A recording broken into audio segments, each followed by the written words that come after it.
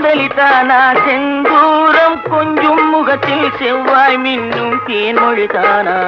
பாடுவது கவியா இல்லை பாரிவளன் மகனா சேரனுக்கு உறவா செந்தமிழ நிலவா பேசுவது கிளியா